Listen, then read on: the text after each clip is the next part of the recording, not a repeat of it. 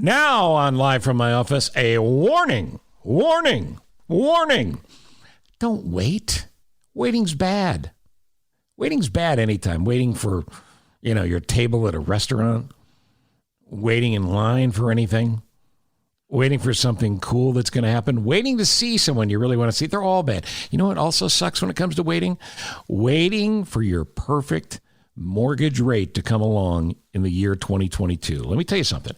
The Fed is going to raise rates again, and maybe a couple of times. And that means the mortgage rate you'll pay on an original mortgage or a refi, it's going to go up. Waiting is not your friend. You need to act now. And the good people at Team Hochberg, David Hochberg and all of his people, they're going to tell you exactly when you can refi to a lower rate. Maybe they'll put you in one of those ARMs, your adjustable rate mortgage. Those are very popular, again, for obvious reasons. But they're going to manage the timing. They're going to tell you what they need from you. You deliver the details. They deliver the goods. You're going to save money. So, no, you don't have to put off buying a house this year, and you shouldn't. David Hochberg and Team Hochberg, title sponsors of Live from my office since 2020. Because that's actually when we started. And thank you, David, once again. David Hochberg, Team Hochberg, 855-56-DAVID, 56david.com.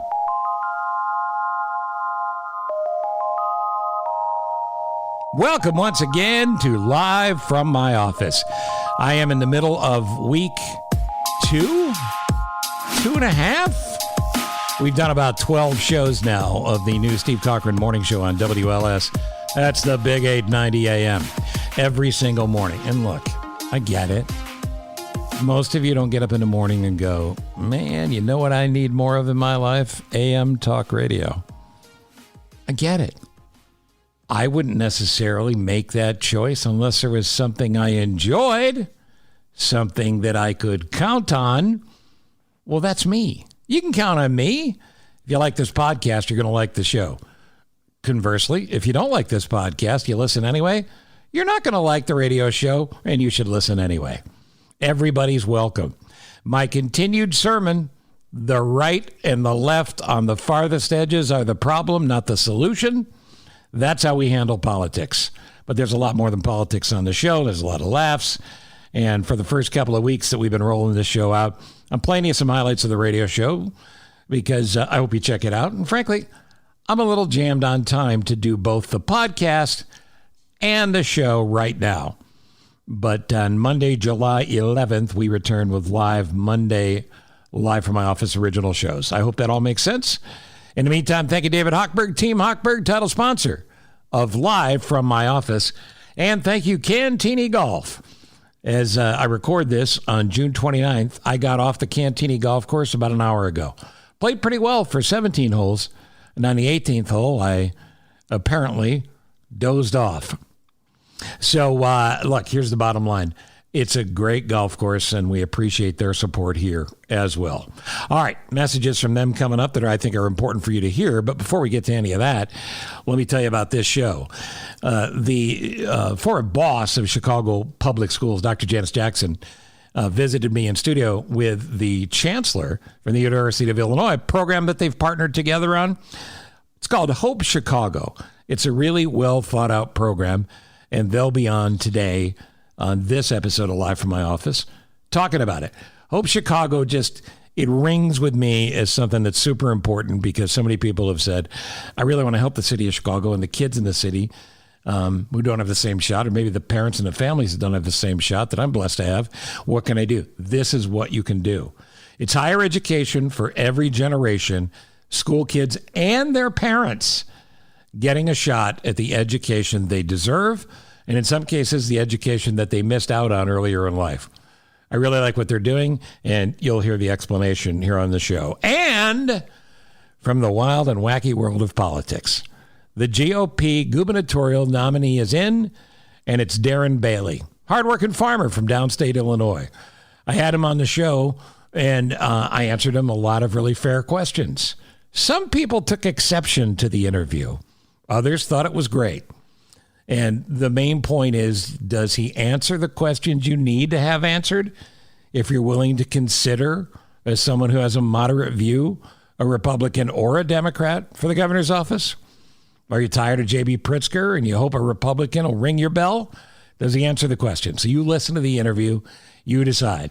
So that's Darren Bailey coming up next, and then great news on Hope Chicago and a cool way for you to help kids and families that need it in the city.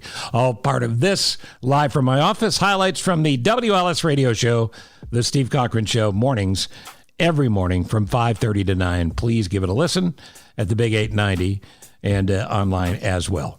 That's it. Let's take a break. Let's come back after this. I want to thank Cantini Golf Course once again. Cantini Golf, that's where I love to play. And Matt Tuller, the head pro, sat down with me to give us a few lessons. Now, how do you do a lesson in a podcast, in an audio podcast? How is that good? I can't see it. I got to be able to see it, got to be able to visualize it. The power of your mind in golf is key. It's crucial. I've been having a lot of problems with chipping. I used to be a really good chipper. Now, I'm a really bad chipper.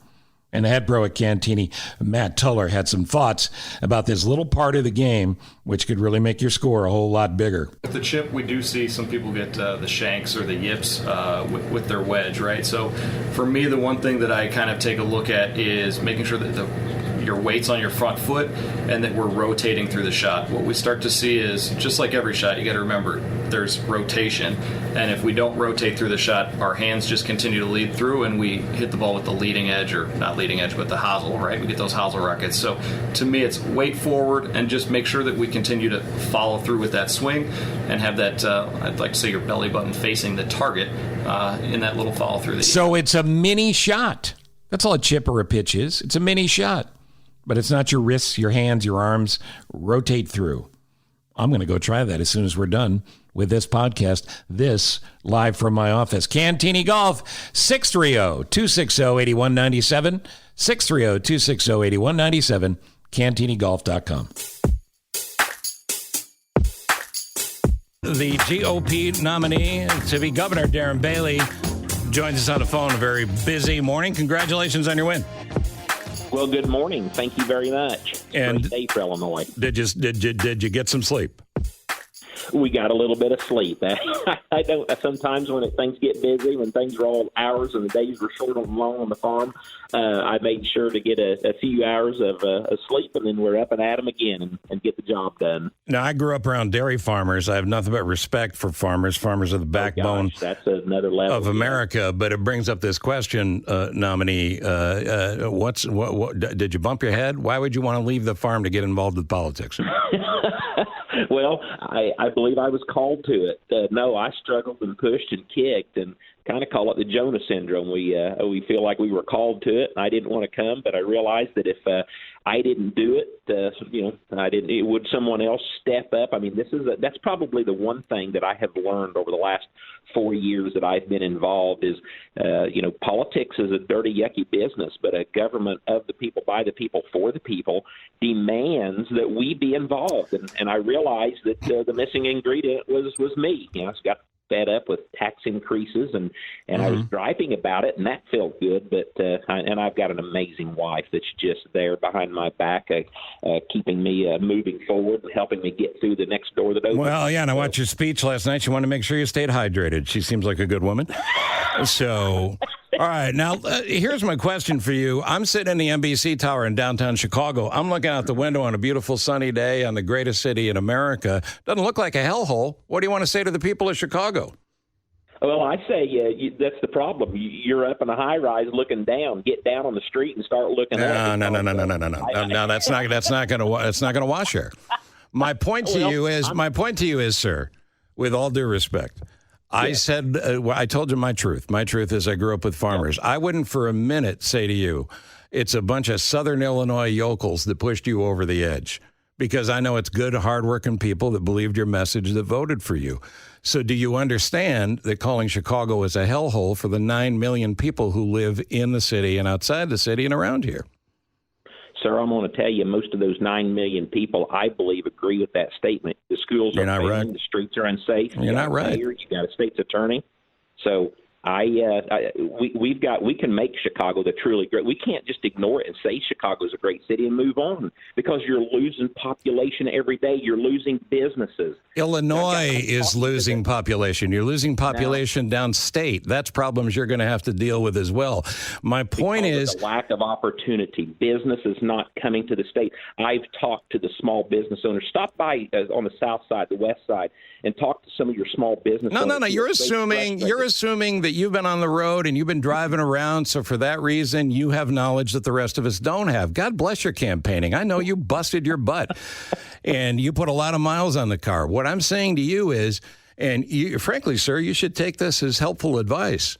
You need to figure out a way to treat the people of Chicago with the same respect you treat the people downstate. This is not two states. This is not a city that should be separated out. This city needs Chicago. Chicago needs the greater city, or the greater people of Illinois. That is right. But you got to unify. So my question to you in politics is, how do you make that work after you said it's a hellhole? And it sounds like this morning you're still saying it's a hellhole. When I am on the farm and I see a problem, I call it out, and then we go to work and we fix it. And that is exactly what we've got to do. Your police officers there, your law enforcement is handcuffed and limited to what they can do. You've got criminals who are out on bail-free, no bonds. I mean, there's problems. And I'm here. I've been in Chicago a lot over the last 2 years. I live here. Hearing these problems. Okay, you've been here. I live here, and there's brown folks and black folks who think that you are not only not on their side, you're not interested in their lives and what they have to deal with. What do you say to anybody of color who may be a moderate voter who's not a Pritzker fan? How would you get them to vote for you? Well, I don't think I'm not talking to the people who are living in a dream world thinking that everything's okay, because I'm hearing from people who are sick and tired of high taxes. You're also not answering the question. What do you say to brown people and black people who would like to have answers and an alternative to Pritzker? How do you get them to vote for you? We sit down and have that conversation. Something's got to be better. You've got to. If you're sitting there saying everything's fine, then we have nothing to talk about. Well, when did I say everything was fine? I did not say everything was fine. I'm asking you, as the nominee, what will you do? Give me the specific. What will you do? It's not a conversation. What's the idea? Well, I'm going to do what I've been doing. I'm going to stand up and name the problem. We're going to talk about crime. We're going to talk about why. We're going to let the people know why the mayor is a failure, why Kim Foxx is a failure, why the police force is being decimated. We're going to talk about why the Chicago public school system is a failure. And what is Darren Bailey going to do? Okay, you said they're all failures. What is Darren Bailey going to do to fix it? Well, there's a lot that the state can do to fix it. First and foremost, we can use the governor's platform to make sure that the people understand there are other options. And in the last 2 years that I've been up there, that's exactly the reception that we've been getting. When people find out there's options, they begin listening. And when they begin listening, they begin opening up and talking, because there's a lot of people that I'm talking to in Chicago that have ideas. And we've got to have those ideas need to be heard. They're not being heard right now. What's the idea? Well, that's exactly what we are. That's what we're coming to. How we've got to start electing honorable men and women, and you do not have that with your mayor. You don't have that with your state's attorney. It's fine. Listen, it's fine. I have called out the mayor in this city. I have called out the state's attorney. I continue to do it. I fully support the police department. I think their job's been harder than ever, but I refuse to accept that this city is a hellhole when I know it's not true.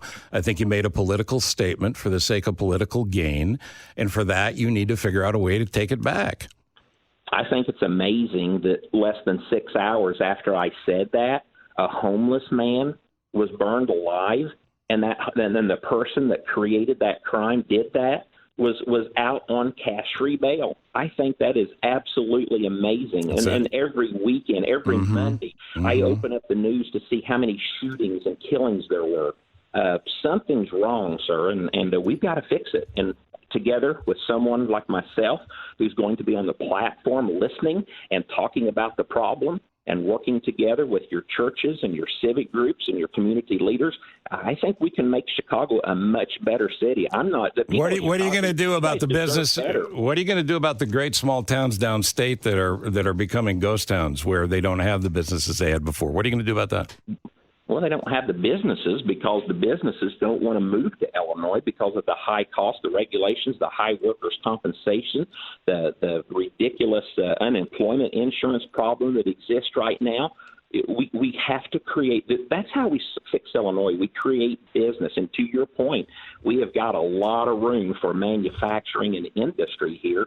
And until those businesses come back, when they come back, people come with them. People get jobs. People make money. When people make money, they support local business and they pay taxes. That is the true solution to our state's problem. And right now, Governor Pritzker and the many administrations before him have pushed all of that out of this state. Here's what I know to be true. All Republicans are not crazy right-wing nut jobs. All Democrats are not crazy left-wing, everything's free liberals. Right. The truth is in the middle. And the only way you're going to get elected governor of this state is to find a way to talk to those people in the middle and explain why Pritzker's mistakes can be your solutions. Pritzker's choices can be choices people can make differently. I'm not hearing it yet, and I don't expect you to have your platform together the morning after you won the primary, but you're going to need to have more answers than you've given me so far. Well, I appreciate that, but here's my concern is a simple fact that over 40 years of governance in the state and in the Chicago, I guess we're looking at two different Illinois and two different Chicagos because I think things have gotten worse. Our taxes, our burden on our citizens have gotten harder. Our streets are safer, are unsafe and more dangerous, and our schools are failing.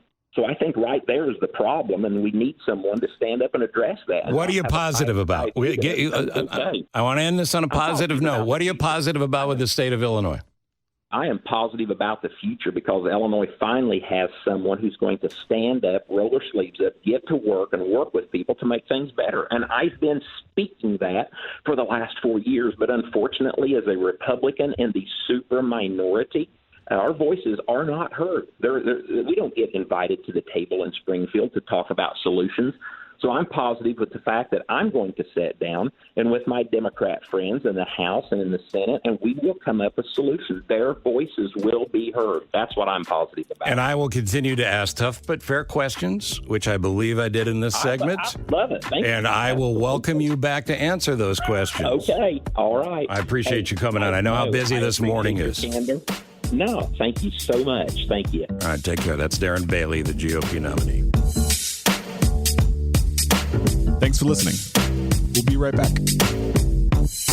David Hochberg and Team Hochberg are at it again with something that amounts to perks at work.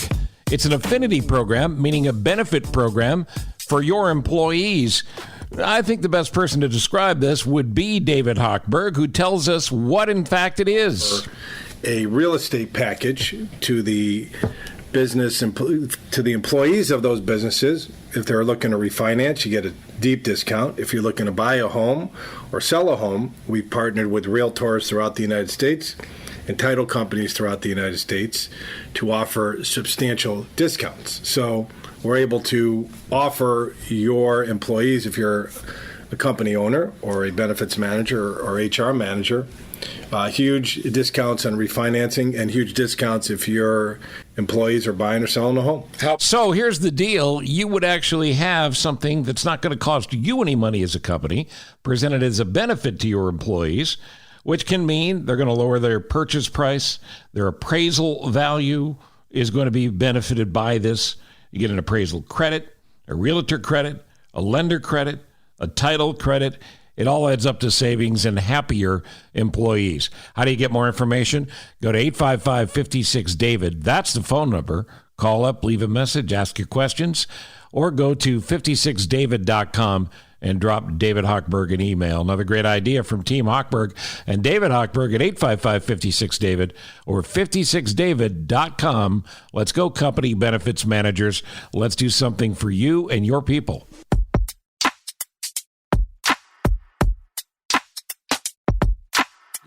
Look, one of the things that has to happen is we got to figure out how to give young people more opportunities, not less, more opportunities. And that's why I'm excited to welcome our two guests. You're not going to need the headphones. Listen, you and I share the same hairline. I don't want you to mess that up. I do not want you to mess that up. Do I need the headphones? You know what? You don't have to, but you look fabulous in them. If you want to wear them and style it up, that's fine as well. No. I definitely prefer not. So I assume it was explained to you. We're probably going to get interrupted here so I can grill the new GOP candidate for governor. But I want to get this information out. Okay. So first off, let me introduce both of you. The University of Illinois Chancellor and a guest on this show, my podcast many times, and a man who I think you said it first, sir. Brothers from a different mother. That's right. Me and Robert Jones. How are you, sir? I'm most wonderful. How are you, Steve? Great to see you. Oh, it's a pleasure to see you. I appreciate you being here. And the woman who used to run Chicago schools and cares as much about kids as ever and is trying to do the right thing. It's Dr. Janice Jackson, former CPS CEO. How are you? I'm doing well. Thanks for having me. Thank you guys for being so flexible and working this out. Let me start with you, Chancellor. How's the U of I involved in this program? Well, we're involved. We like to consider ourselves as one of the anchor partners, particularly among the 12 public universities in the state of Illinois. We found out about this wonderful initiative very early on, and we got approached about being an anchor partner. And I can tell you we're so pleased that we've been involved in this since its early inception. And as I said, when I first had a chance to meet with Dr. Jackson and Pete, this is the best thing I've heard in higher education in almost 40 years. Yeah. This is a big idea. That's a big statement, Dr. Jackson. No, I feel good. I feel the same. I think I would double down on that and even say it's the biggest initiative here in Chicago. You know, we all love this city and want to see it reach its full potential. And I think Hope Chicago is the most transformational thing we can do to really solve a lot of the issues that we see on the South and the West Side in particular. It's called Hope Chicago. And Hope Chicago started out as an idea that seemed like a really big idea, as good ideas can be. Yeah. How do you go from a really good idea to actually putting it into place? Yeah. So our founder, Pete Cadence, got the idea and started it very small in Toledo, his hometown. But because he lives here, made his money here. Are you from Toledo? Oh, no, I'm going this weekend. You're going this weekend. Well, good. We'll get you some recommendations. Get your mud in there. Yeah. I don't know a lot about what to do there. Go visit John Scott High School is all I can tell you. Okay. But wanted to do it here in Chicago because it's where he lives, it's where he's made his money, and really felt like he needed to give back. And so the way you get at a big idea like this is twofold. First, you have to bring everybody to the table. So bringing together university partners, corporate partners, high net worth individuals, because we need the money in order to do this. Sure. And really making sure that people are aware of what we're trying to do and what the long-term impact is going to be. I think the second thing is really getting the students and families excited about this. When I first heard about Hope Chicago, of course, I was sold at the idea of a college promise program in Chicago. But when I heard that we were going to also allow parents to go to school, that was a game changer for me. It's huge. And so really excited about getting this off the ground with the 5 schools that we've selected. Chancellor Jones, talk a little bit about your story for a second. I know you hate when I talk about you. I don't care. Because I'm so inspired, and I just think you have such a cool story. Somebody believed in you back in the day, which helped you go from a sharecropper's kid and recognized for the smarts you had. It turned you into a guy on a university track who could be a professor, who could now lead a university and inspire kids. So is that part of this excitement for you, that you get to be that guy that person back in the day was to you? Well, it is, because now you get to do this at a massive scale, not just one individual to one individual. I'm grateful for the mentors in my life that helped the son of a sharecropper, stay on the right track and provide the advice and the threats that was necessary for me to do the right things to pursue education. But this is a very, very positive step, and I love programming, and I love the way it's framed. Everybody talks about free tuition. This is a debt-free education. And every time when I first heard that framing, Dr. Jackson, I use it all the time now, because that's what it's all about. How do you provide a debt-free education to deserving students and do it at a massive scale. Because you don't want to turn kids out after they've done their 4 years and then they got 20 or 25 to figure out how to pay it back. They can't buy a house. Yep. They can't do all those other things. You had to figure that all out. Yeah. So, Dr. Jackson, all you had to do was reinvent the wheel with everybody involved with Hope Chicago. So let's talk about eligibility here. Okay. These kids have to have sweat equity in this. These are kids that have to want to be there and parents that have to want to be there, right? So what's the screening process? So the way it works is we actually screen the entire school. We didn't do it individual by individual. To Chancellor Jones's point, we're getting away from just this exceptionalism model where we pick the kids who are the best and the brightest, and that's all we focus on. That's not going to help our community in particular. We have to send larger numbers of students and adults to school to get certification, to get diplomas, to get degrees. That's the bottom line. And so we identified 5 schools in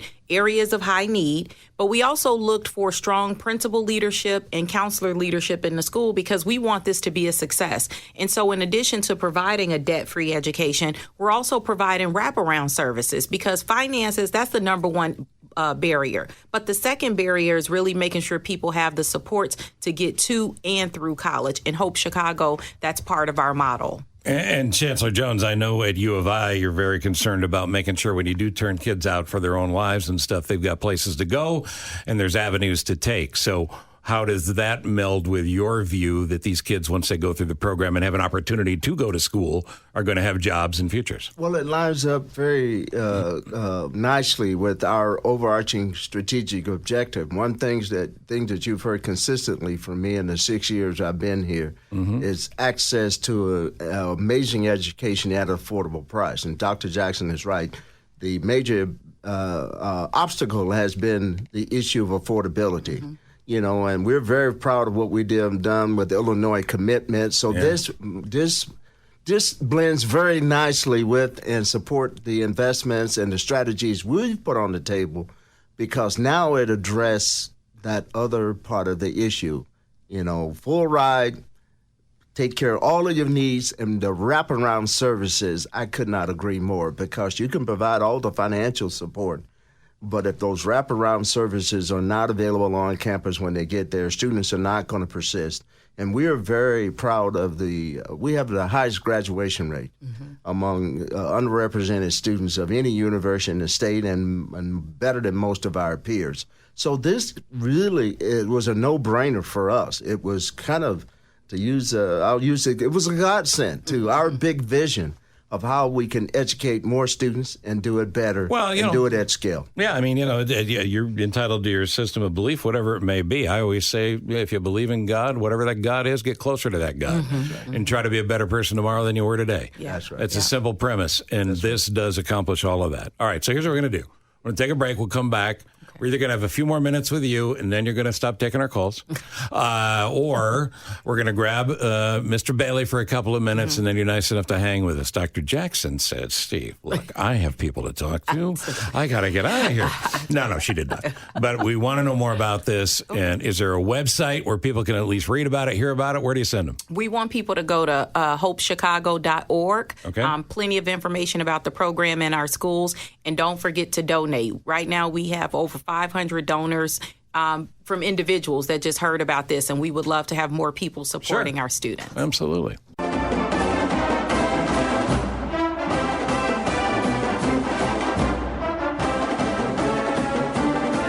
The Chancellor and I were just doing a little marching in here. Let me re-welcome to the program a couple of folks who are really trying to effort some great change and to give kids an opportunity to get a higher education and get out and get a job, because believe it or not, the economy will come back. They may need to bring it back. We may need to hurry this up. Chancellor for the U of I, Robert Jones, and the former CPS CEO, Dr. Janice Jackson, here to talk about Hope Chicago, hopechicago.org. Dr. Jackson, how do you get the word out to the kids? I know that you picked 5 schools, but how do you get the word to the kids that this is happening? Well, that was easy. We did a big announcement in February. Hopefully people saw it, but I call it an Oprah moment, but really what stuck with me is the students were shocked They were crying, they were excited, and we just heard so many stories. One young lady shared that her mom passed away last summer. She didn't know how she was going to college. Other students had been accepted to their dream school but didn't know how they were going to pay for it, U of I being one of those schools. And so they know about it. I think the thing that we have to do is make sure they're ready for the opportunity. And so that's why we're bringing them together this summer for a Leadership Institute. We're bringing the university partners down to talk to them about what to expect. If you're a first-generation student going to college, there's a lot that needs to be done to make sure you're prepared. And so we're lucky that we're in a position financially to support them and help with that transition. So the word is out there. Our focus right now is on preparation. I want to get Marty in here as well, but Chancellor Jones, I know there's tons of good news at the U of I. You've been nice enough to bring it here many times, and we're happily the partner for U of I Sports here on WLS. But one of the cool things is enrollment actually went up over COVID at U of I, which is an amazing statistic, and you're concerned about cost of college all the time. Right. So with enrollment going up, cost of college being what it is, this dovetails really nicely with your vision of what higher education should be, I suppose. It dovetails very nicely with our vision for higher education, our vision for access and affordability. And as a statement that someone made a few months ago in a meeting that I was attending in Washington, D.C., and I think it's clearly applicable here, educating more students and doing it better is the best investment that any society can make in its citizens. Right. And that is clearly what we are about at the University of Illinois Urbana-Champaign. We're very, very proud of the fact that our enrollment has increased significantly, notwithstanding the pandemic. The enrollment went up by more than 12,000 students since I started here in September 26th of 2016. We were about 45,000 students then. We're 57,257, and we expect that number to grow up again starting in the fall. Marty. I want to help. I mean, I really would love to know if you can donate, of course, you've talked about, and go into the website. Can I be a mentor? How can we? Yep. This is amazing. It's long overdue. Yeah. I'm telling you stuff you already know, but if I want to jump in, I don't know what I can help with, but oh my gosh. No, there are plenty of opportunities. So first, we would, again, point people to the website. There is a volunteer link. So we're going to be leveraging some of those who have already signed up to volunteer for this upcoming Leadership Institute this summer. So that's one way. Another way is we're working with people to kind of bring more awareness to their jobs about Hope Chicago. So I've been able to go over to different companies, talk to employees about Hope Chicago. The younger generation, one thing that's unique about them, they're very philanthropic. They don't think they have to be rich in order to give. They want to give their time, their energy, and in some cases their treasure. And so we have been going and talking to them about hope, but more importantly, talking to them about what's going on in the city. Everybody's concerned about challenges around violence and lack of opportunity, but, people are scratching their head on how we deal with that. I personally believe that the best way to address those issues is through education. You can't give people things to get them out of poverty. You have to provide opportunities where people can have skills that help them make money, support their families, and change the future generations. And that's what Hope is all about. People hear scholarships, but what I really want them to understand is that this is an economic play. We're trying to I always give an example. I was a principal for 11 years. We cheered every time we got one or two kids in Ivy League schools, when we got kids in elite schools. But 10 kids from Inglewood going to Ivy League school is not going to change Inglewood. But send 2,000 to city colleges to get an associate's degree. That's going to change Inglewood because they are going to have better access to jobs. They're going to live in those communities. They're going to buy homes in those communities, and that's going to improve the quality of life. But if we keep just picking a handful of people to support, then we shouldn't wonder why the communities are not getting stronger.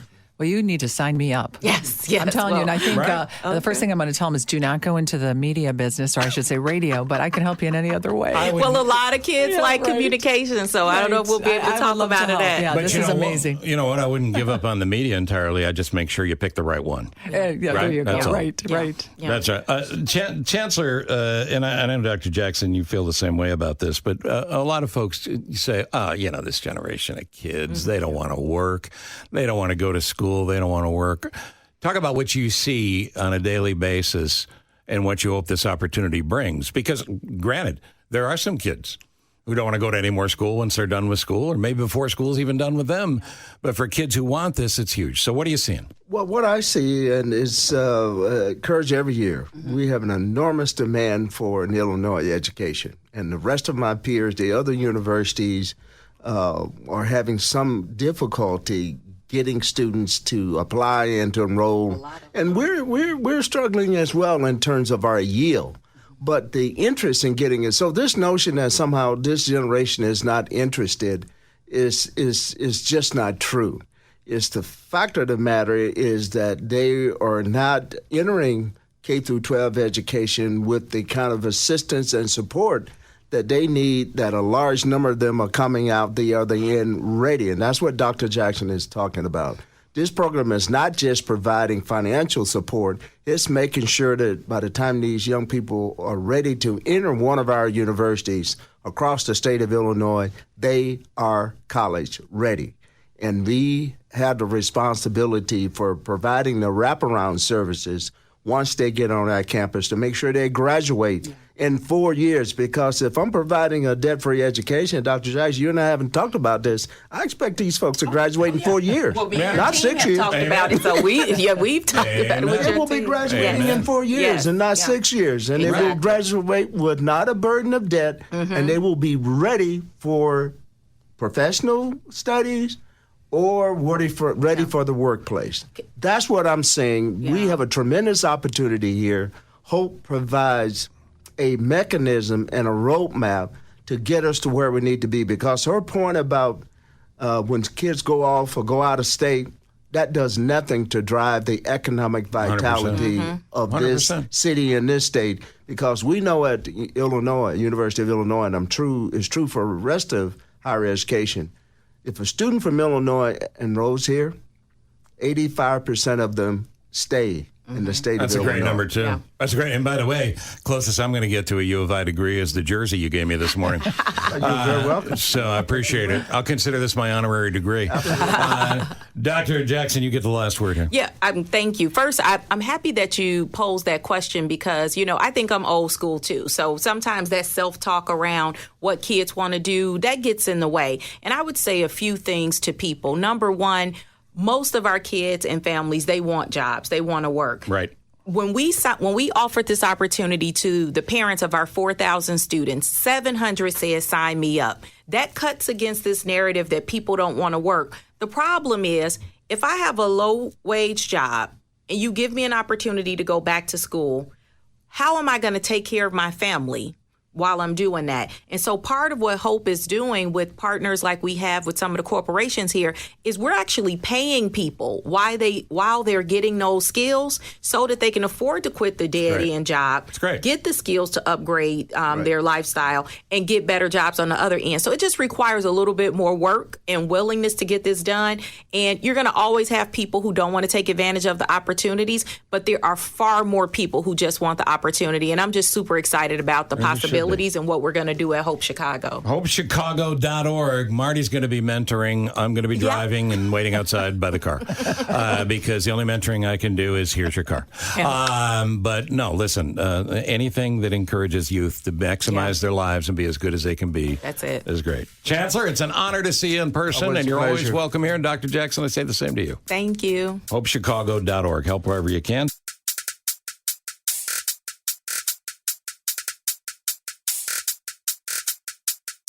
Well, that's a radio show and a podcast. And I hope you'll listen to both. Oh, wait, you're already here on the podcast. Now I hope you'll listen to the radio show. And when you're on the radio show, I hope you'll listen to the podcast. Produced by Ross Cochran. Thank you, Ross. As always, doing a great job making sure you get to hear this wherever you subscribe, rate, and review, and recommend to your friends live from my office. Don't forget about the Deep Six on Fridays as well, on the same podcast feed. All right, that's it for now. Thank you again to our guests, and mostly thanks to you for listening. See you in the morning on the radio, and back here soon on Live from My Office. 30 years plus on the airwaves, you have turned your dial to me. Now you're tuned into my podcast. It's live from my office, Steve. From Ithaca, New York to Carolina South, W. Cochran Steve. From Minneapolis and then Chicago twice, top rated shows achieved. Sit back, relax, and now listen to my show. When or wherever you are, 'cause you're on the go. A-list celebs with some laughs and great info. Live from my office, the Steve Cochran Podcast Show. Yeah, yeah, yeah. No better place to be. Yeah, yeah, yeah, yeah. Subscribe and like for free. Yeah, yeah, yeah. Live from my office, Steve. So glad you're with me. It's live from my office, Steve. Thank you for listening to Live from My Office, a service of Monkey Run Productions. All rights reserved. The podcast is hosted by Steve Cochran, and it's mixed, edited, and produced by me, Ross Cochran. Support the show by subscribing wherever you're listening and by telling your friends about it. Follow Steve on all social media channels, including Facebook, Instagram, Twitter, and LinkedIn. And make sure you check out this episode's show notes for relevant information discussed during the conversations. You can also email the show directly at thecochranshow@gmail.com with any questions or comments. And that's the best place to tell us about your favorite nonprofit so we can make sure we mention them on the next episode. Steve is available for corporate speaking gigs. He would love to MC your event. And occasionally, he's funny. Thank you for listening. Head to cochranshow.com for more.